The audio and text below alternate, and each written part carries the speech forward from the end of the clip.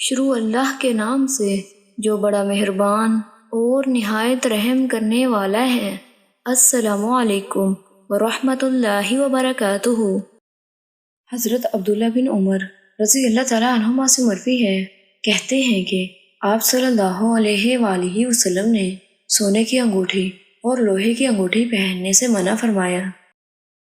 حضرت ابو ہریرہ رضی اللہ تعالیٰ عنہ سے مروی ہے کہ آپ صلی اللہ علیہ وآلہ وسلم نے اس بات سے منع فرمایا کہ آدمی کھڑے ہو کر جوتا پہنے۔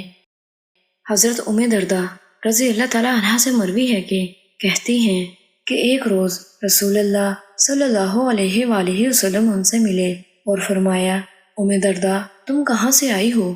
انہوں نے کہا حمام سے۔ رسول اللہ صلی اللہ علیہ وآلہ وسلم نے فرمایا، جو عورت اپنے گھر کے علاوہ کہیں اور اپنے کپڑے اتارتی ہے تو وہ اپنے اور اللہ تعالیٰ کے درمیان پردہ پھاڑ دیتی ہے۔ اللہ تعالیٰ سے دعا ہے کہ اللہ تعالیٰ ہمیں تمام احکامات رسول صلی اللہ علیہ وآلہ وسلم پر عمل کرنے کی توفیق عطا فرمائے، آمین۔